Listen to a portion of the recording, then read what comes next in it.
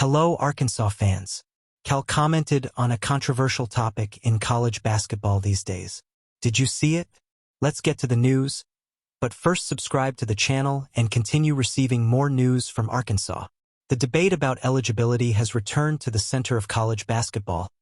And once again, Arkansas coach John Calipari has brought the topic to the national spotlight. During his appearance on the Chuck and Bo Show on Thursday morning, Calipari reaffirmed his position that the NCAA needs to establish clearer and more coherent guidelines to protect the competitive balance and integrity of the sport. The discussion gained new momentum because of the case involving Charles Bediako, the center who left Alabama after the 2023 season to declare for the NBA draft. Not selected, he signed a two-way contract with the San Antonio Spurs, which, according to the NCAA's traditional interpretation, would end his college eligibility. Months later, Bediako returned to Alabama under a court injunction, played in 5 games averaging 10 points and 4.6 rebounds, until his final request was denied in state court on February 9th. The case became a symbol of a system that, in Calipari's view, urgently needs structural adjustments. The coach advocates for a simple and objective model. 4 years of eligibility within a 5-season period and only 1 transfer without automatic penalty, with clear exceptions in situations such as dismissal or departure of the coach. For him, predictability is the only way to avoid recurring legal disputes and contradictory decisions. Bediako's situation was also compared to the drafting of James Nagy, chosen 31st overall in the 2023 draft, but who never signed an NBA contract and remained eligible in college basketball. Alabama coach Nate Oates argued that similar cases, including those involving G League and European athletes, should set a precedent for Bediako.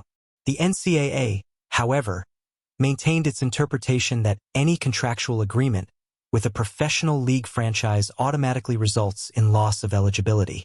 Calipari did not treat the issue as an attack on a specific program. On the contrary, he used the episode as an example of a larger scenario. He had already addressed the issue after the victory over James Madison at the end of December and published an opinion piece in the Washington Post, reinforcing the need for firmer institutional leadership. Before the game against the Georgia Bulldogs, he again demanded a public stance from conference commissioners and greater uniformity in decisions. In his most recent statements, Calipari was emphatic in praising the judge who initially granted Bediako's injunction, highlighting the courage to question the system.